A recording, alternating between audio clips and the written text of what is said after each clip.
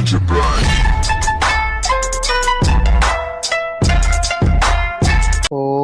सदाशिवसमारंभां श्रीशंकराचार्यमध्यमाम् अस्मदाचार्यपर्यन्तां वन्दे गुरुपरम्पराम्। वाक्चकारं वररुचिं भाष्यकारं पतञ्जलिं पाणिनिं सूत्रकारं च प्रणतोऽस्मि मुनित्रयम्। नमस्ते शारदे देवी काश्मीरपुरवासिनी त्वामहं प्रणौमि नित्यं विद्या बुद्धिश्च देहि मे। नमो नमः समेभ्यः भवतां सर्वेषाम् अद्यतनीय संस्कृतकक्षायां स्वागतम वंदनम अभिनंदनम। मित्रों, जैसा कि आपको विदित है, हम सब यहाँ उपस्थित हुए हैं संस्कृत कक्षा के लिए और इन कक्षाओं में हम इस समय संस्कृत व्याकरण को सरलतम विधि से पढ़ रहे हैं और हम इस समय प्रत्ययों के विषय में जान रहे हैं। प्रत्ययों में भी हम लोग कृत प्रत्यय इनके विषय में पढ़ रहे हैं।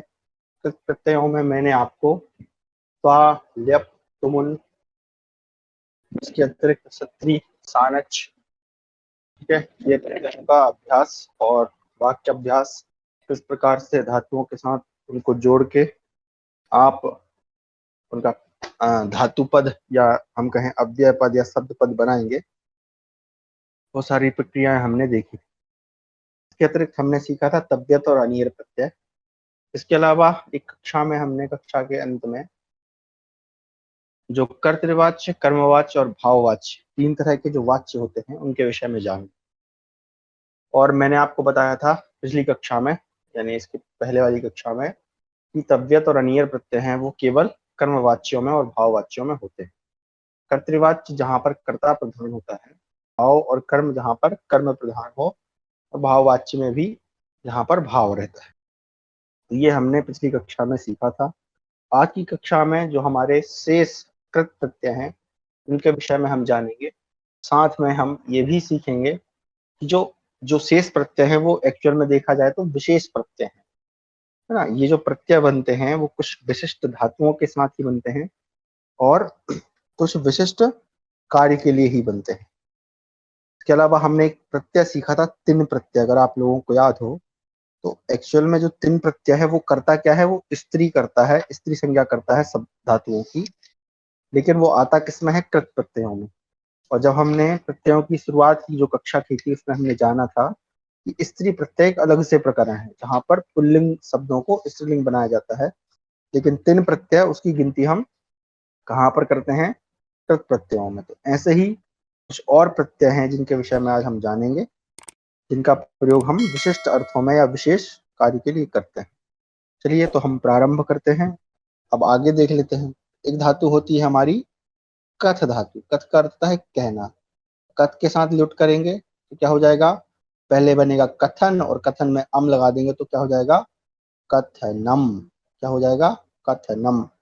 देखो अब इसकी पहचान क्या है, तो कथन अन, इन दोनों के बीच में क्या समझ में आ रहा है आपको, अन समझ में आ रहा है। और लास्ट में आपको क्या समझ में आ रहा है, अम। जहां पर अन और अम हो वहां पे समझ जाइएगा उस पद में कौन सा प्रत्यय है, ल्युट प्रत्यय है। तो कथ, कथ मतलब कहना, और कथन, वो कहते हैं ना, जो कथ मतलब कहना, और हिंदी में आपने सुना कथन, कथन यानी कहने का भाव, है ना। जो मैं कह रहा हूं उसमें जो भाव है, यानी मेरे बोलने की शैली, मैं किस अर्थ में बोल रहा हूँ, मैं आपको क्या कहना चाहता हूँ, उसी को हम कहते हैं कथन। तो संस्कृत में भी जब भाववाचक संज्ञा बनानी हो किसी भी धातु से तो उसमें हम लुट प्रत्यय करते हैं, तो हमारा बन जाता है कथन। चलिए और उदाहरण हम देखते हैं, फिर आप लोगों से मैं बनवाऊंगा, ठीक है। चलिए और देख लेते हैं, जैसे कि चलिए अब कुछ विशिष्ट विशिष्ट भी देख लेते हैं। तो क्री प्लस ल्युट, क्री प्लस ल्युट। तो यहाँ पर देखें, क्री, जो क्री शब्द है या क्री धातु है, इसमें री है, इसमें क्या है, री है। ये आप लोगों को मैं कई बार सिखा चुका हूं तो अब नहीं बताऊंगा। तो री के स्थान पर क्या कर देते हैं हम, अर कर देते हैं। कर दीजिए, तो हमारे पास स्थिति क्या बन गई, कुछ नए लोग जुड़े हैं उनको बता रहा हूँ, का प्लस अर, री के स्थान पे हमने अर कर दिया संधि के कारण, और ल्युट के स्थान पर हमको क्या कर देना है, अन, और साथ में नपुंसक लिंग के लिए हमको लगा देना है अम। इतनी चीजों को जोड़ना है हमको, तो जोड़ देते हैं भैया, ठीक है।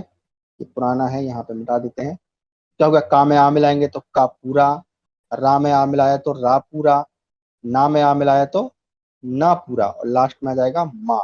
अब ध्यान रखें, हमने एक नियम सीखा है कि किसी भी पद में अगर क्या आ जाए, रास है ना, रा री शा, ये तीन अगर वर्ण आ जाएं तो वहां पर जो ना होता है वो णा में परिवर्तित हो जाता है। इसका विशिष्ट नियम मैंने नहीं बताया है, ये केवल सामान्य नियम है, इसका विशिष्ट नियम भी है। जब कभी प्रसंग आएगा तब बताऊंगा, नहीं तो आप ऐसे भी समझ सकते। तो यहाँ पर मैं क्या करूंगा, ये जो ना है इसको बना दूंगा णा, क्योंकि इसमें क्या है, ना आ गया है, तो ना के स्थान पर हो गया णा, हमारा बन गया क्री धातु से, यानी क्री प्लस ल्युट बराबर क्या हो जाएगा, करणम। ठीक है, चलिए और देख लेते हैं। दा धातु है, ठीक है, दा प्लस क्या करना है हमको, ल्युट करना है। तो डायरेक्ट डायरेक्ट जोड़ दीजिए तो क्या हो जाएगा, दा न म, है ना, पहले अन फिर अम, क्या हो जाएगा, दानम।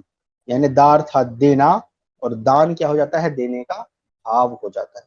तो दानम शब्द आप कई बार सुनते हो ना, ये वो दान कर रहे हैं, तो दानम, है ना, दानम अर्थात देने का भाव। इसी प्रकार से और भी कई सारी धातु हैं, चलिए और एक दो बता देते हैं फिर आपसे पूछेंगे। जैसे कि चलो ये एक नई धातु आपको मैं बता देता हूँ, ये है झई। झई प्लस क्या करना है हमको, ल्युट। तो ध्यय जो होती है वो किस अर्थ में होती है, ध्यान करने के अर्थ। ठीक है, और आप अगर ध्यान करें, ठीक है, तो यहाँ पर मैं क्या कर रहा हूँ, अन कर रहा हूँ, लुट के स्थान पर अन। और ध्यय में देखें, ध्यय में क्या है, यहाँ पर आई है, राइट, यहाँ पर ध्यय में क्या है, आई है, और बाद में अन है। तो अब यहाँ पर हम संधि लगाएंगे, कौन सी संधि लगेगी हमारी यहाँ पर, अगर आपको याद हो तो आई के बाद अगर आ हो तो आई के स्थान पर कौन सा आदेश हो जाता है, आय आदेश हो जाता है। तो ये कौन सी संधि है, अयादि संधि। ठीक है, क्या शब्द बन जाएगा हमारा, है ना, संधि बंदी जितनी भी है वो सारे काम यहाँ पर होते हैं, और संधि हमने बहुत पहले पढ़ी, तो जो पहले पढ़ा है पहले की कक्षा में उसको भी यहाँ लेके हुए चलना है। तो हमारा जो शब्द बन जाएगा वो बन जाएगा ध्ययी, तो आई के स्थान पर आए तो हो गया ध्या, और नम का हो जाएगा नम, तो हो जाएगा ध्यानम, है ना। ध्ययी मतलब ध्यान करना, और ध्यान करने का भाव क्या है ना, सॉरी, ध्यान कर, सॉरी, ध्ययी का, ध्ययी अर्थात धारणे, धारण करना, और धारण करने का भाव होता है ध्यान। ठीक है, यानी ईश्वर को अपने मन में धारण करना ही ध्यान होता है। ठीक है, और भी जैसे कि मैं मौखिक बता देता हूँ, जैसे पच धातु तो हो जाता है पचनम, ये लिखा है, ये यहाँ पर सूत्र लिखे हैं ना पाणिनि के, आप यहाँ अगर देख पा रहे हैं तो नपुंसके भावे तहा। ठीक है, तो तहा और ल्युट जो है नपुंसक है, और ल्युट चा, है ना, ये ल्युट प्रत्यय जो है नपुंसक भाव में भाववाचक संज्ञा बनाने के लिए होता है ना। जैसे कि यहाँ पर आप देख ले, जैसे लिख से क्या बनेगा, लेखनम, दा से दानम, अर्थ से अर्चनम, कथ से कथनम, पठ से पठनम, है ना। और भी देख लेते हैं, ज्ञा से ज्ञानम, है ना, ज्ञान जो शब्द बनता है, क्री कर्णम, नी नयनम, ग्रह ग्रहणम, ग्रहण करना। ठीक है, गम गमनम, भू भवनम, भू से भव हो जाता है क्योंकि सब प्रत्यय का एक आगम होता है, सब विकर्ण का, सॉरी, तो भू भवनम, दृश्य दर्शनम, हन हननम, है ना। और यहाँ पर आप देखें अपी एक उपसर्ग है, और यहाँ पर एक इंग धातु है, तो इससे बन जाता है अध्ययनम। यहाँ पे अपी नहीं होना चाहिए था, अधि उपसर्ग होना चाहिए था, ये थोड़ा सा गड़बड़ लिखा है, तो अपी की जगह आप यहाँ अधि पढ़ो। ठीक है, तो अध्ययनम, श्रु से श्रवणम, स्मृति से स्मरणम, ह्री, ह्री धातु मतलब हरण करना, चोरी करना, तो हो जाता है हरणम। कथ से कथनम, सींग, सींग धातु किस लिए होती है, सोने के लिए होती है, तो इसमें से ज्ञा हट जाता है, केवल सी बचता है, तो बन जाता है शयनम। ची से चयनम, यच से याचनम। तो इस प्रकार से लुट प्रत्यय से आप अनेकों जो है उदाहरण बना सकते हैं, ये मैं आपको भेज दूंगा। ठीक है, तो आशा करता हूं आप इसको समझ गए होंगे। जैसे भज धातु है तो भज से क्या हो जाता है, भजनम, भजन करना, तो भजनम, भज मतलब भजन, सॉरी, भज मतलब भजना, और भजन करने का भाव क्या हो गया, सॉरी, भजने का भाव क्या हो गया, भजन। तो इस प्रकार से हमारा बन जाता है भजनम। ठीक है, और भी हैं कई, जैसे गण, गण धातु यानी गणना करना, गिनती करना, और गिनती करने का भाव क्या होता है, गणनम, है ना। रक्ष धातु, रक्ष मतलब रक्षा, तो उससे क्या बन जाता है, रक्षणम, यानी रक्षा करने का भाव क्या होता है, रक्षण। इस प्रकार से आपका बन गया है लुट। चलिए हम एक दो प्रत्यय और देख लेते हैं, फिर मैं आपको बता देता हूँ फटाफट। जैसे कि एक आता है आपका, एक्चुअली तीन प्रत्यय हैं ये, ठीक है, तीनों एक साथ समझ लेते हैं। एक होता है यत, एक होता है क्यप, यत, क्यप और णयत। ये तीन प्रत्यय साथ में चलते हैं। ये तीनों प्रत्यय हैं। अच्छा, ये तीनों प्रत्यय जो है ना, लेप के एक्सेप्शन है। लेप लेप के एक्सेप्शन यानी अपवाद हैं। मैं अपवाद हैं तो नहीं, लेकिन मैं आपको समझा रहा हूँ सरल विधि से, इसलिए मैं बता देता हूँ उसमें होता क्या है। ध्यान करें, जब हमने लेप प्रत्यय पढ़ा था तो वहां हमने सीखा था कि जो लेप है इसमें क्या क्या होता है। लेप प्रत्यय में कि लेप में से या शेष बचता है, ठीक है। और लेप प्रत्यय की शर्त क्या थी कि आगे किसी धातु के कोई उपसर्ग होना चाहिए, तभी लेप प्रत्यय लगता है। अब ये जो तीन प्रत्यय आप यहाँ पे देख रहे हैं, ठीक है, यत क्वप ण्यत, ये तीनों प्रत्ययों में क्या शेष बचता है, या शेष बचता है, ठीक है। तो कंफ्यूज मत होइएगा, लेप में भी या शेष बचता है, इन तीनों प्रत्ययों में भी या शेष बचता है, ठीक है। अच्छा, अब ये तीनों प्रत्ययों का अर्थ क्या होता है। अच्छा, इन सबके रूप भी चलते हैं। रूप अर्थात पुल्लिंग, स्त्रीलिंग और नपुंसकलिंग तीनों में चलते हैं ये। और इसमें कोई आपको ज्यादा टेंशन लेने की जरूरत नहीं है, ठीक है। टेंशन इन द सेंस कि आपको जो शब्द रूप बनेंगे वो राम, रमा, फल इनके जैसे ही चलते हैं। तो शब्द रूप, क्षमा करें, शब्द रूप केवल एक बार याद करेंगे तो वो हमें हमेशा काम देते हैं। तो जिनको याद नहीं है वो याद कर लीजिए, ठीक है। तो हमारे प्रत्यय हैं तीन, कौन कौन से हैं, यत, क्वप, ण्यत, क्वप बोल रहा हूं मैं, सॉरी, क्यप, और अंत में हमारा ण्यत। इन तीनों प्रत्ययों में क्या शेष बचता है, लास्ट में याद रखिएगा, या शेष बचता है, मतलब यानी कि ये धातु के साथ जुड़ता है। अच्छा, इन तीनों का अर्थ क्या होता है। इन तीनों का जो अर्थ होता है वो होता है चाहिए अर्थ में। किस अर्थ में होता है, चाहिए अर्थ में, ठीक है। मैंने बताया था आपको, एक लकार है विधिलिंग लकार, जिसका प्रयोग हम चाहिए अर्थ में करते हैं। इसके अतिरिक्त हमने तबियत और अनियर पढ़े थे, तो तबियत और अनियर भी किस अर्थ में होते हैं, चाहिए अर्थ में। तो इनका अर्थ चाहिए अर्थ में भी होता है, और साथ में इनका प्रयोग हम किस अर्थ में करते हैं, योग्यता के अर्थ में, योग्य अर्थ में। योग्य अर्थ अर्थात जैसे कि मान लीजिए एक शब्द है मेरे पास, कौन सा, मान लीजिए क्या बोलूं, चलो चलो ऐसे बता देता हूँ लौकिक उदाहरण कि एक दूध है ना। तो दूध एक पदार्थ है, एक द्रव्य है, ठीक है। और अब दूध को बेचने की या रखने की योग्यता किसके पास होती है, हम कहते हैं ना दूध वाला। जैसे इसमें हमने वाला प्रत्यय लगाया हिंदी का, तो अब ये दूध वाला जो समस्त पद बना है, यानी दूध वाला हम उसी व्यक्ति को कहेंगे जिसके पास दूध को रखने की, बेचने की योग्यता है। हम किसी भी ऐसे अन्य व्यक्ति को, सामान्य से व्यक्ति को दूध वाला नहीं कहते।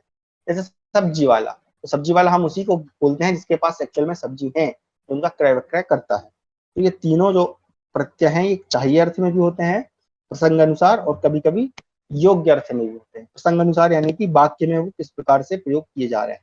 तो ये दो अर्थ मैंने आपको बताया, एक चाहिए, एक योग्य अर्थ। अब इनको हम जोड़ना सीखते हैं। तो जोड़ने के लिए वही सारे नियम, संधि के नियम, प्रत्ययों के नियम वही लगेंगे। चलिए, अच्छा याद रखिएगा, ये जो है कुछ विशिष्ट विशिष्ट धातुओं के साथ ही होते हैं, है ना। जैसे कि जो यत प्रत्यय है ये लगभग सभी धातुओं के साथ लगता है, ठीक है। लेकिन जो क्यप है वो केवल गिनी चुनी, एक मिनट गिन लेता हूं मैं, तीन तीन छह, तीन नौ और 10 धातुएं हैं। और णित प्रत्यय लगभग सभी धातुओं के साथ होता है। तो चलिए सबसे पहले यत को देख लेते हैं। तो यत जो है, यत प्रत्यय, इसको देख रहे हैं। सबसे पहले धातु है हमारी, अ, कौन सी बताऊं आपको मैं, चलो एक काम करो, पहले इसका एक नियम बता ही देता हूँ। इसके लिए एक सूत्र आता है, अचो अचोयत। कौन सा सूत्र आता है, पाणिनि व्याकरण में, अचोयत। अच बोलते हैं, अच को बोलते हैं हम स्वर को बोलते हैं। जितने भी आ है ना, आ ई उ री री ए ऐ ओ औ, ये जितने भी स्वर हैं इनको हम क्या कहते हैं, संस्कृत में अच कहते हैं। तो ये जो यत प्रत्यय है ये किसके साथ होता है, ऐसी धातुओं के साथ जिनके अंत में, जिनके अंत में क्या है, स्वर है, ठीक है ना। जिन धातुओं के अंत में क्या है, स्वर है। इस बात को ध्यान से समझिएगा। एक सेकंड, इसको थोड़ा सा छोटा करें। ऐसी धातुओं के साथ होता है जिनके अंत में क्या है, अच यानी कि स्वर है, या फिर उपधाम है। उपधा मतलब आपको बताया था कि किसी भी पद का जो अंतिम स्वर होता है उसको हम कहते हैं उपधा। उदाहरण के लिए मैं एक धातु लिख देता हूं यहाँ पर, जैसे कि रम धातु है। ठीक है, तो रम धातु में क्या है कि रम धातु का अगर हम वर्ण विच्छेद करें तो किस प्रकार होगा, र, है ना, र प्लस आ प्लस मा। ठीक है, मा। तो अब देखें यहाँ पर जो ह्रस्व आ है वो इस रम का क्या हो गया, उपधा हो गया, मतलब स्वर हो गया। तो कहने का मतलब है कि जो यत प्रत्यय है वो कहाँ लगता है, ऐसे धातुओं के साथ जिनके अंत में स्वर है अथवा जिनके उपधा में स्वर है। उपधा में यानी कि उपधा में कौन सा स्वर है, ह्रस्व आ है। ठीक है, तो ऐसी धातुएं जिनके उपधा में ह्रस्व आ है और जिनके अंत में स्वर है उनके साथ ही यत प्रत्यय होता है, अन्य धातुओं के साथ नहीं होता है। जैसे कि उदाहरण के लिए मान लीजिए मैं यहाँ पर एक धातु लिखता हूँ कोई सी भी, एक मिनट में देख लूं यहाँ पर अगर मुझे मिल जाए तो। हम्म, हाँ चलिए, जैसे कि मान लीजिए ये धाब धातु है। ठीक है, अब धाब को अगर आप अलग अलग करेंगे तो क्या होगा, ध प्लस दीर्घ आ और प्लस हो जाएगा वा। ठीक है, ये तीन चीजें हो गई। तो अब देखें यहाँ पर, ये तो वाह तो हो गया व्यंजन, अंतिम स्वर क्या हो जाएगा हमारा, अ हो जाएगा। तो ये जो आ है दीर्घ है, इसलिए हम कहेंगे इसकी जो धाव की जो धाव शब्द है अथवा पद है, इसकी उपधा क्या है, दीर्घ आ है। तो इस धाव में यहाँ पर यत प्रत्यय नहीं लगेगा। क्यों, क्योंकि एक तो इसके उपधा में दीर्घ आ है, साथ में इसके अंत में हलंत वाह है। वाह मतलब व्यंजन है, तो व्यंजन होगा तो ये यत प्रत्यय वहां पर नहीं लगेगा। ठीक है, तो याद रखिएगा इसको, इसका सूत्र है अचोयत, यानी कि जिन धातुओं के अंत में स्वर होता है उनके साथ ही ये प्रत्यय लगता है। चलिए हम लगा लेते हैं इस प्रत्यय को। तो सबसे पहले कौन सी धातु लेते हैं हम लोग, दा। ठीक है, दा धातु बराबर में लगा रहा हूं मैं। अब देखें दा धातु के अंत में स्वर है, दा प्लस आ है स्वर है, इसमें कौन सा प्रत्यय कर रहे हैं हम लोग, यत प्रत्यय। मैंने बताया यत प्रत्यय में क्या शेष बचता है, या शेष बचता है। तो क्या हो जाएगा, दा से हो जाएगा ए, यहाँ पर ए का आगम होता है, ध्यान रखें, है ना। ये थोड़ा सा ध्यान से समझिएगा इसको, क्योंकि ये विशिष्ट प्रत्यय है, इसमें बहुत सारे परिवर्तन होते हैं। ठीक है, तो दा प्लस यत हो जाएगा दे, और यत का ले लेंगे हम यह, सॉरी या ले लेंगे तो हो जाएगा देय। और इसमें पुल्लिंग बनाना हो तो हम विसर्ग लगा देंगे, तो देयः। स्त्रीलिंग में क्या हो जाएगा, दीर्घ आकारांत बना देंगे, हो जाएगा देया। और नपुंसकलिंग में हम बनाएंगे तो हो जाएगा देयम। ठीक है, देयः, देया, देयम। ठीक है, इसका अर्थ क्या हुआ, देय का अर्थ क्या हुआ, देय बोलते ना ये कि जैसे मान लीजिए आपने अपने किसी मित्र को कर्ज दिया, कुछ पैसे दिए, और अब आप उसको याद दिला रहे हैं, स्मरण दिला रहे हैं कि भैया ये मान लीजिए आपने 100 रुपए दिए थे, तो कहा ये जो 100 रुपए है मैंने आपको दिए हैं ना, ये आपके ऊपर देय है। देय अर्थात आपको ये मुझे देना है, वो देने योग्य है वो पैसे। ठीक है, यहाँ पर योग्यता के अर्थ में ले रहे हैं, या फिर हम कहें कि आपको वो पैसे मुझे देना चाहिए, क्योंकि चाहिए अर्थ में। तो दाग के साथ यत लगाने से क्या बन गया, देयः। यहाँ याद रखें ए का आगम होता है। ठीक है, हालांकि आगम किसी चीज किसी और का होता है, लेकिन आप इसको ऐसे ही समझे कि ए लग जाता है ना। आगे चलते हैं, दूसरे धातु देख लेते हैं। तो दा प्लस यत देयः। ठीक है, ये मिटा है ये। अब आ जाते हैं हम लोग नी धातु। तो नी प्लस कौन सा कर रहे हैं हम लोग, यत कर रहे हैं। क्या हो जाएगा पुल्लिंग में, नेयः। क्या हो जाएगा, नेयः। नी मतलब ले जाना, नेय मतलब, नेयः मतलब हो जाएगा ले जाने योग्य। ठीक है, नेयः ले जाने योग्य, इस बात का ध्यान रखें। ठीक है, जैसे पा धातु है, हाँ अब चलो ये पा धातु आपको अच्छे से समझ में आएगी, क्योंकि आप लोग इसका बड़ा उपयोग करते हैं। ठीक है, आप देखिए, अ, एक सेकंड, एक शब्द हम प्रयोग करते हैं, पेय पदार्थ। ठीक है, अगर आपको याद आ रहा हो तो, पेय पदार्थ किसको कहते हैं, जिसको हम पीते हैं, जो पीने के योग्य है। तो ये पेय शब्द कहाँ से बनता है, तो ये यहीं से बनता है। कैसे बनता है, पा धातु, पा धातु में आप कर देंगे यत प्रत्यय, तो क्या हो जाएगा, यहाँ पर एक आगम करेंगे तो पे, यत कर लेंगे या, तो हो जाएगा पेयः ना। स्त्रीलिंग में क्या हो जाएगा, पेया, और नपुंसक लिंग में हो जाएगा पेयम, ये सब मैं आपको स्त्रीलिंग नपुंसकलिंग नहीं बता रहा हूँ, क्योंकि आप लोग अब इतने सक्षम हो चुके हैं कि स्त्रीलिंग नपुंसकलिंग आप स्वयं से बना सकते हैं। तो अगर कहीं पेया लिखा है तो भी यत प्रत्यय है, पेया लिखा है तो भी यत प्रत्यय है, पेयम लिखा है तो भी यत प्रत्यय है। ठीक है, चलिए और देख लेते हैं। यहाँ पर एक दो और हैं जहां पर थोड़ा सा परिवर्तन आता है, वो थोड़ा सा ध्यान रखिएगा। ठीक है, जैसे कि भू धातु है, भू धातु, अब भू का क्या होता है, भव बनता है, भू का बन जाता है भव, है ना, भवती बन जाता है। आपने कई सारे रूप लिया, इसके अगर सब धातु रूप याद किए हैं तो आपको पता होगा। और जहां तक हम जितने प्रत्यय मिलाते आए हैं, भू का अर्थ होता है होना, भू का अर्थ क्या होता है, होना। और जब इसमें हम यत लगा देंगे तो भू का भव हो जाता है, इसलिए यहाँ पर हो जाएगा भव्य, क्या हो जाएगा, भव्य, यानी होने योग्य।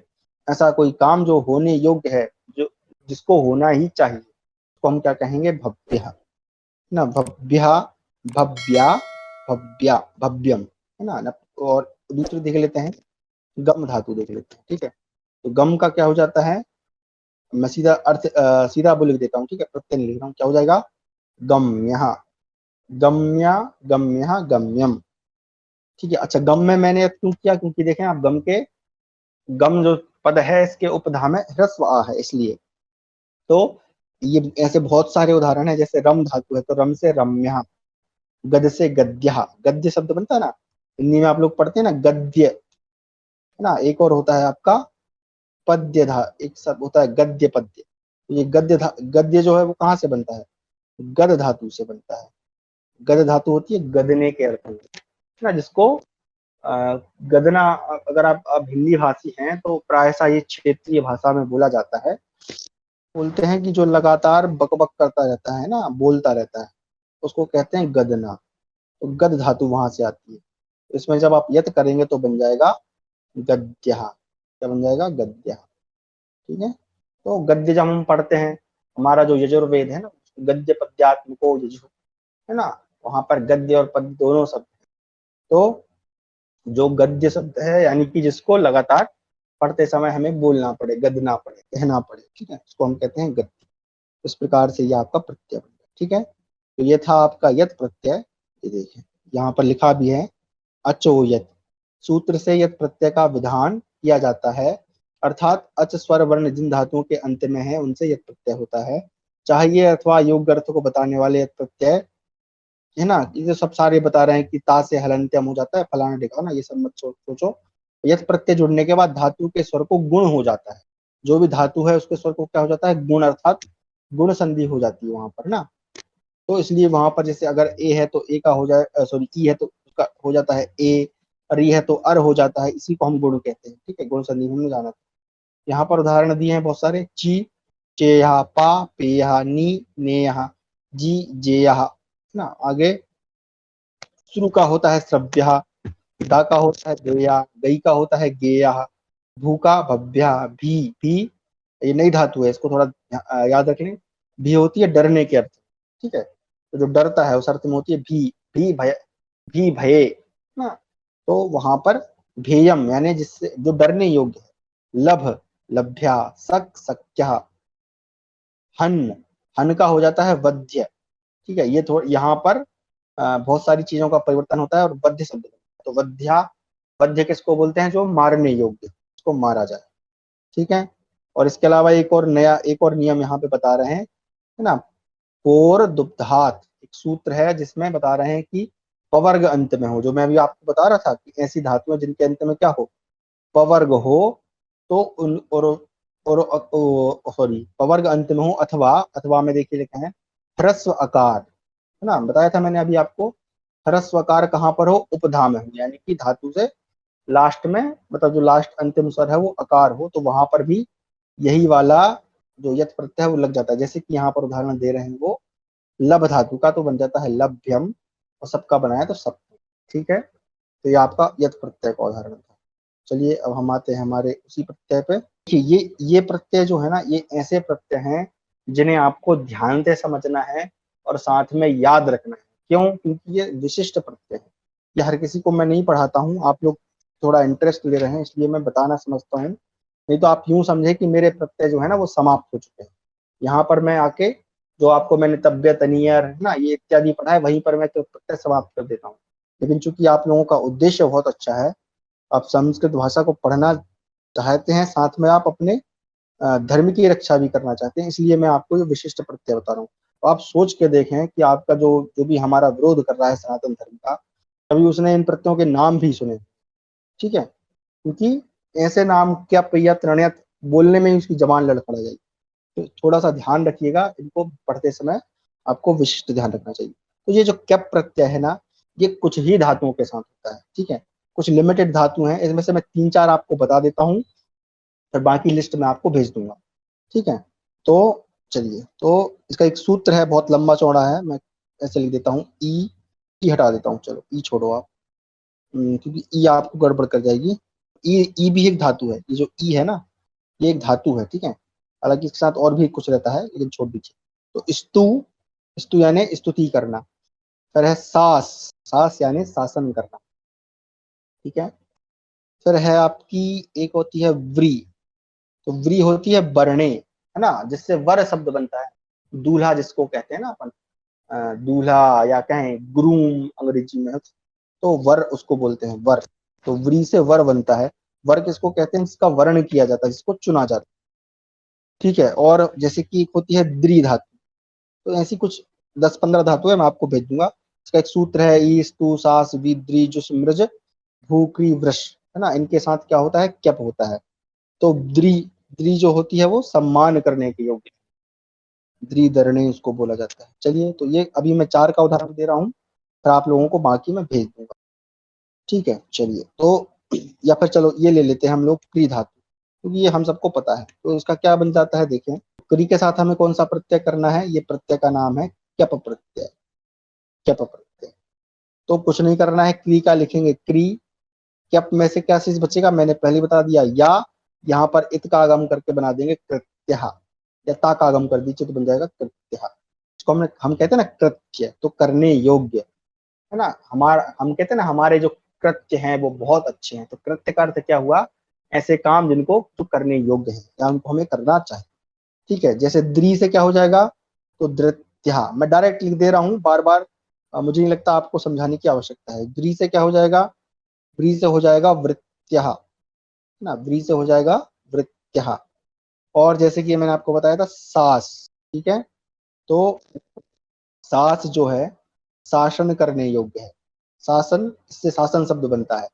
और सास में जब आप कुप प्रत्यय कर, सॉरी क्यप प्रत्यय करते हैं तो बनता है शिष्य, क्या बनता है, शिष्य। अब आप समझ गए, शिष्य, आप लोग भी शिष्य हैं, शिष्य का अर्थ क्या होता है, जिसपे शासन किया जाए, तो शिष्य शब्द बनता है सास धातु में क्यप प्रत्यय, तो शिष्य, है ना। और भी है, जैसे कि स्तु है, स्तु से हो जाता है स्तुत्य, स्तुत्य यानी जिस स्तुति करने योग्य, जिसकी स्तुति की जानी चाहिए। ये आपका क्या प्रत्यय हो गया। फटाफट आगे चलते हैं, इसके अलावा भी और दो दो प्रत्यय और 3 प्रत्यय बचे हैं। चलिए, तो अब आ जाता है हमारा ण्यत।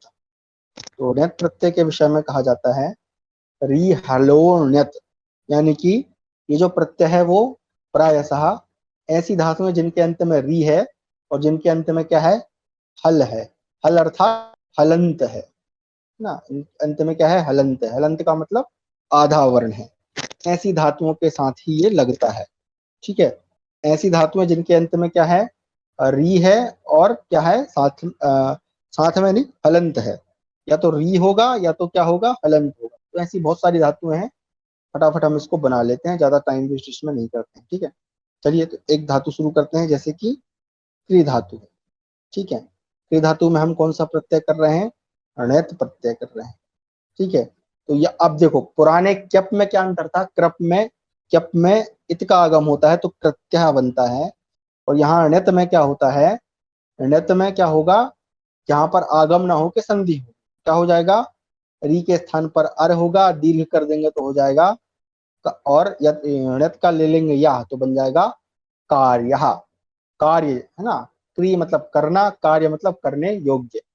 तो कार्य किसको बोलते हैं, जो करने योग्य है उसको ही कार्य कहते हैं, ठीक है, या जिसको करना चाहिए। तो क्री प्लस ण्यत कार्य, स्त्रीलिंग में कार्या, और नपुंसकलिंग में कार्यम, इस प्रकार से, ठीक है। और भी देखें, जैसे कि स्मृ धातु है, तो मैंने पहले ही बता दिया कि ये प्रत्यय जो है ऐसी धातुओं के साथ होता है जिनके अंत में या तो रिकारांत यानी कि री है ना। जैसे मान लीजिए दा धातु है, तो दा धातु के साथ ये नहीं होगा। क्यों नहीं होगा? क्योंकि दा के अंत में यहाँ पर आ है, तो यहाँ पर ये ऋणत प्रत्यय नहीं लगेगा, ठीक है। दा दा दा में कौन सा प्रत्यय लगेगा? यत प्रत्यय लगेगा, ठीक है। कौन सा लगेगा? जो सबसे पहले पढ़ा था, क्योंकि उसके अंत में क्या है? स्वर है। तो यत प्रत्यय किन धातुओं के साथ होता है? जिनके अंत में स्वर है अथवा जिनके उपधा में ह्रस्व आ है। और जो अभी बताया क्यप प्रत्यय, वो केवल गिनी चुनी धातुओं के साथ लगता है। और जो अब हम आ गए हैं णित प्रत्यय पे, तो णित किसके, णित मतलब ये लिखने का तरीका ये है णित। तो णित प्रत्यय किस किसके साथ होता है? जिनके अंत में या तो रिकारांत हो या फिर क्या हो, वो हलंत धातु। तो स्मृ का क्या हो जाएगा? एक सेकंड रुकें। स्मृ धातु से हम बनाएंगे तो णित लगा के बनेगा इसका स्मार्य। क्या बन जाएगा? यहाँ पर दीर्घ दीर्घ होता है इसलिए बनता है स्मार्य। दीर्घ मतलब वहां पर जो भी अक्षर है वो दीर्घ हो जाता है। स्मार्य अर है, देखो री है, री का क्या होगा? अर होगा, ठीक है। री का क्या होगा? अर। और अर को दीर्घ करेंगे तो क्या हो जाएगा? यहाँ पर दीर्घ आ बनाएंगे तो हो जाएगा आर। और पुल्लिंग में बनाएंगे स्मार्य, नपुंसकलिंग में स्मार्यम, ठीक है। चलिए, दीर्घ यहाँ पर एक्चुअल में दीर्घ नहीं होता, वो उसको णिच कहते हैं। तो मैं उस शब्दावली में जाता हूँ, आप समझे दीर्घ होता है। चलिए, पठ है, पठ धातु हलंत धातु है। पठ पठ में णित करेंगे तो क्या हो जाएगा? पठ में पाहरस्व है, दीर्घ कर दीजिए, पा ठ। और णित का ले लेंगे या पाठ, सॉरी, णित का ले लेंगे या, और पठ का ले लेंगे पाठ, तो हो जाएगा यहाँ पर ठा जो है आधा है, ठीक है। तो हो जाएगा पाठ्य, यानी पढ़ाने योग्य, ठीक है। शेव धातु है, तो ये आत्मनेपद है। तो इसमें भी देखें हलंत है, उन्नत प्रत्यय करेंगे तो क्या हो जाएगा? से का रहेगा, क्योंकि देखो ये पहले से यहाँ पर ए है, यहाँ पर और कोई संधि ना होगी तो सीधा इणत लग जाएगा, बन जाएगा शेव्य। शेव्य अर्थात जिसकी सेवा की जानी चाहिए, जो सेवा करने के योग्य है, उसको कहते हैं शेव्य। तो शेव्य। और भी है, जैसे पच से हो जाता है पाच्या, याच, याच से हो जाता है याच्या। लिख, लिख धातु से क्या हो जाएगा? चलो इसको देख लेते हैं। तो लिख से हो जाएगा, क्या हो जाएगा? लेख्या। ई के स्थान पर ए कर दीजिए, आधा खा, अनित का ले आएंगे या, पुल्लिंग में बना लेंगे लेख्या, नपुंसकलिंग में लेख्यम, है ना। लेख, लेख्या यानी लिखने योग्य। तो इस प्रकार से आप जो है अनित, और मैंने क्या पढ़ाया, अनित, क्यप और यत, ये तीनों प्रत्ययों को ध्यान से समझिएगा। एक बार फटाफट आप लोगों के स्मरण के लिए बता देता हूं। जो यत होता है, जो यत प्रत्यय, एक सेकंड, जो यत है ना, यत किस किस के साथ होता है? ऐसी धातुएं जिनके अंत में क्या है? स्वर है अथवा उसके उपधा में ह्रस्व आ है। उपधा यानी कि किसी भी पद का अंतिम स्वर, अंतिम स्वर जो अंत में होगा, उसके अंत में क्या होना चाहिए? ह्रस्व आ। दूसरा हमने पढ़ा क्यप प्रत्यय। क्यप प्रत्यय ये कुछ धातुओं के साथ होता है ना, लगभग 10 धातु है, मैं आपको भेज दूंगा, ठीक है। चलिए, आ जाता है लास्ट में हमारा णित। तो उसके लिए कहा जाता है ऐसी धातुएं जिनके अंत में री हो अथवा क्या हो? हलंत हो, हल हो। तो ऐसी धातुओं के साथ ऋणित प्रत्यय होता है। तो आशा करता हूं आप समझ गए होंगे। फटाफट अब हमारे 3 प्रत्यय और बच्चे हैं। तो 3 में से आपको मैं 2 बता देता हूं, एक उतना जरूरी नहीं है, कभी आएगा तो फिर बता दूंगा, ठीक है। इस प्रत्यय का नाम है, जो हमारा अगला प्रत्यय है वो है णवुलः या णवुल, इसको बोलते हैं णवुल प्रत्यय। णवुल, णवुल, ण है शुरू में, ठीक है। एक णवुल प्रत्यय होता है, णवुल। और एक होता है त्रिच प्रत्यय, त्रिच, णवुल, त्रिच, ठीक है। ध्यान रखें, ये खतरनाक खतरनाक प्रत्यय हैं, नाम लगते हैं जैसे किसी राक्षसों के, असुरों के नाम, णवुल और त्रिच। तो णवुल में शेष बचता है अकहा, णवुल में शेष बचता है अकहा, शेष बचता मतलब ये जुड़ता है। त्रिच में शेष बचता है त्रि, क्या शेष बचता है? त्रि। इन दोनों का अर्थ क्या होता है, हिंदी अर्थ? तो इसका अर्थ होता है करने वाला, करने वाला, वाला के अर्थ में ये प्रयोग किए जाते हैं। जैसे कि अगर मैं बोलूं कि दा धातु के साथ आप ड़मल प्रत्यय करें तो क्या हो जाएगा? हिंदी में उसका अर्थ दा मतलब देना, और दा से जब ड़मल करेंगे या त्रच करेंगे तो हो जाएगा देने वाला। है ना। जैसे क्री तो करने वाला, श्रु तो सुनने वाला। इस प्रकार से ये नवल और तृच दोनों प्रत्ययों का प्रयोग किया जाता है। किस अर्थ में? करने वाले के अर्थ में, है ना, वो उस चीज को करने वाला। उदाहरण से समझते हैं। सबसे पहले समझेंगे हम णवुल प्रत्यय। णवुल में मैंने बता दिया, पुनः याद दिला दूं, अकहा ये शेष बचता है। फटाफट बना लेते हैं, ठीक है। चलिए शुरुआत करते हैं, क्री से ही कर देते हैं। चलिए, क्री धातु है, क्री प्लस हमको क्या करना है, ण सॉरी आधा ण वूल, णवुल, है ना। डमुल ला में हलन थे, यहाँ लगाए मैंने। णवुल प्रत्यय समझते हैं इसको थोड़ा डिटेल में। यहाँ पर क्री है, री के स्थान पर होता है अर, है ना। री के स्थान पर अर गुण हो जाता है, तो हो जाता है का प्लस अर, ठीक है। और साथ में आ जाएगा हमारा णमुल के स्थान पर अकहा। अच्छा, यहाँ पर ये जो अर है ये भी दीर्घ हो जाता है, ठीक है। तो क्या हो जाएगा, का में आप मिलाएंगे अ, और आ को कर दीजिए दीर्घ, तो हो जाएगा का।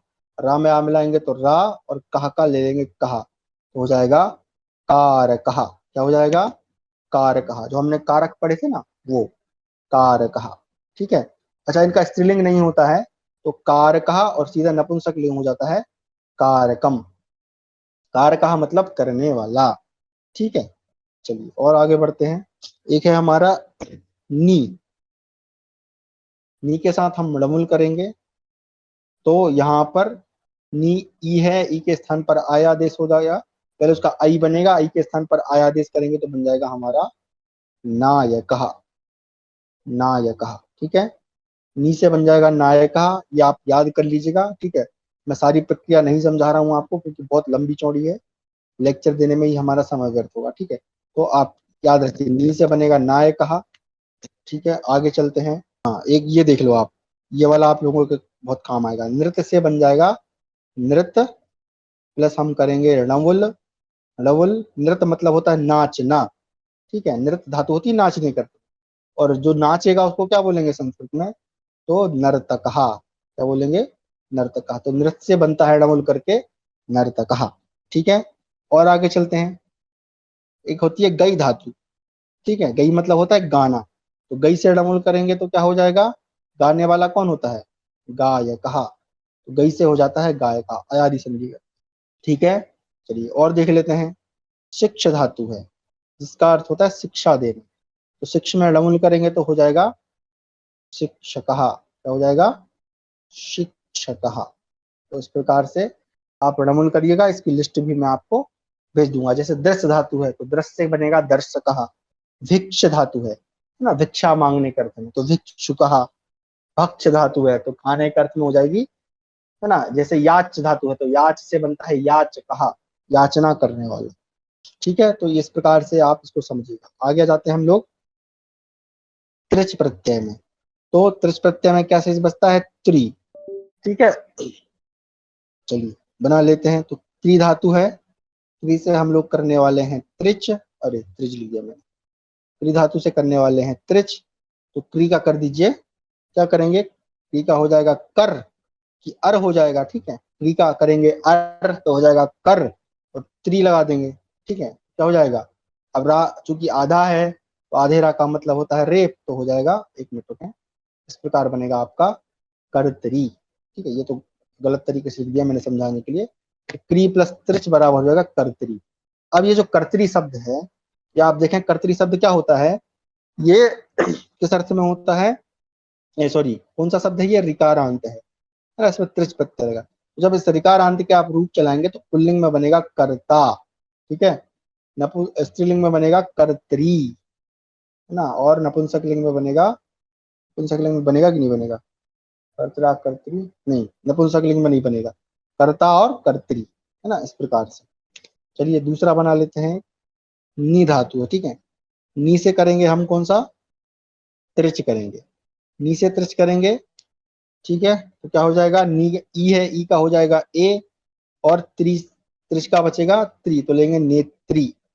तो नेत्री शब्द को जब आप शब्द रूप चलाएंगे तो बनता है नेता, है ना। क्या बनता है, नेता, और स्त्री में बनेगा नेत्री ना। अभिनेत्री, अभिनेता, और नी नेता मतलब कौन होता है, नी मतलब ले जाना, तो जो ले जाने वाला है उसको कहते हैं नेता, चलो, एक जो सबसे महत्वपूर्ण शब्द आता है पा धातु, ठीक है। अच्छा, ये पा धातु है ना, इसको थोड़ा सा ध्यान रखिए। जो पा धातु है दो प्रकार की होती है। एक तो होती है पा पाने, पाने अर्थात पीने के अर्थ में, कोई भी चीज हम पीते हैं उसके लिए पा धातु होती है। और एक होती है रक्षणे, पा होती है रक्षणे, रक्षा करने के अर्थ में। तो एक ही धातु है लेकिन दो अर्थों में प्रयुक्त होती है। तो क्या हो जाएगा, जब इसका हम रक्षा करने के अर्थ में लेंगे तो क्या हो जाएगा, पा का हो जाएगा पी, और त्रिच लगाएंगे तो हो जाएगा पितृ। और पितृ शब्द का जब आप रूप चलाएंगे पुल्लिंग में बनेगा पिता, है ना। क्या हो जाएगा, पिता। तो पिता अर्थात जो रक्षा करता है ना। जैसे कि अब देखें, गम से हो जाता है त्रिच गंत्री गंता, गई से होता है गात्री गाता, ठीक है। इसी प्रकार से जन का हो जाता है जनहिता, दृश्य का हो जाता है दृष्टा, है ना, दृष्टा अर्थात देखने वाला। और ये सारी लिस्ट मैं आपको भेज दूंगा, ठीक है। आगे है श्रु, श्रु धातु से, ठीक है। तो एक बार श्रु धातु का बना लेते हैं, ये भी हमें अधिक प्रयोग में आता है। तो क्या होता है, श्रु सुनना, इस प्रत्यय करेंगे बनेगा श्रोत्री, श्रोत्री, सॉरी गलत बोल रहा हूं मैं, श्रोत्री। और इसका जब रूप चलाएंगे तो बनेगा श्रोता, ठीक है। श्रोता अर्थात सुनने वाला।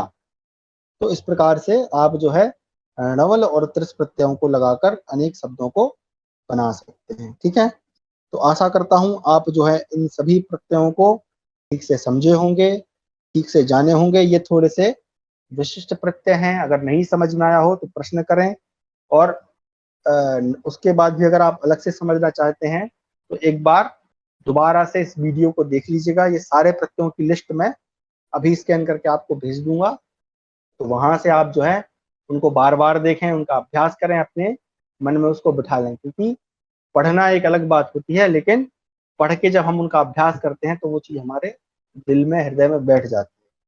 तो ऐसे, क्योंकि इन प्रत्ययों का प्रयोग, देखिए श्रोता शब्द का उपयोग सभी करते हैं ना, नर्तक शब्द का प्रयोग सभी करते हैं, लेकिन उनको पता ही नहीं होता है कि इस शब्द में प्रत्यय कौन सा है, ठीक है। तो चूंकि हमें इसको सीखना चाहिए, इसलिए मैं आपको ये भेज रहा हूँ। अच्छा, इसके अतिरिक्त मेरे पास जो है एक लिस्ट है 50 धातुओं की, ठीक है। जिसमें 1 2 3 4 5 6 7 8 9 10 11 12 13 14, तो 14 प्रत्यय मैंने आपको, मतलब मैंने तो ज्यादा पढ़ा दिए, लेकिन इसमें 14 प्रत्ययों की एक लिस्ट है। तो वो लिस्ट आपको मैं पूरा भेज दूंगा, उसमें आपको सीधा सब कुछ बना बनाया मिल जाएगा, आपको कुछ करना नहीं है। मतलब जितना भी ये जो भोजन हमने बनाया है, सामान जोड़ जोड़ के, ये मैं आपको पका के भेज दूंगा। बस आपको करना क्या है, उसको खाना है, क्योंकि खिला मैं आपको नहीं सकता। तो ये हमारा हो गया, हमारा कृत प्रत्यय यहाँ तक। इसके और भी हैं कृत प्रत्यय, और भी बहुत सारे हैं, लेकिन हम वहां पे नहीं जाते हैं, ठीक है। इसके बाद कल की जो कक्षा हमारी रहेगी वह रहेगी तद्धित प्रत्ययों पे। और तद्धित प्रत्यय हैं ये हमारे पास लगभग 12 प्रत्यय हैं, ठीक है। 12 प्रत्यय हैं, और स्त्रीलिंग स्त्री प्रत्यय भी हैं 4 5, उनको भी हम देख लेंगे अगर कल संभव हो सका, नहीं तो परसों। उसके बाद हम जो है, हमारी कक्षा जो होगी वो होगी उपपद विभक्तियों में, जिसको समझने के लिए हमको कम से कम 3 से 4 दिन चाहिए। और उसके अंत में, मैं सबसे अंत में आपको बताऊंगा समासों के विषय में। समासों के विषय में ज्यादा डिटेल नहीं बताऊंगा, लेकिन जो परिचयात्मक ज्ञान है वो आपको पता होना चाहिए, कौन सा समास कैसे होता है, वो पढ़ेंगे। उसके बाद हमारी जो कक्षा है वो समाप्त प्राय हो जाएगी, यानी समाप्त हो जाएगी। उसके बाद फिर हम जो भी हमारे निर्णायक समिति है जो निर्णय लेगी, उसके अनुसार हम कार्य करें। तो आशा करते हैं आपको आज कक्षा अच्छी लगी होगी। तो शांति मंत्र के साथ हम समाप्त करते हैं। सर्वे भवन्तु सुखिनः, सर्वे सन्तु निरामयाः, सर्वे भद्राणि पश्यन्तु, मा कश्चित् दुःखभाग् भवेत्। नमो नमः मित्रेभ्यः, पुनः मिलामः।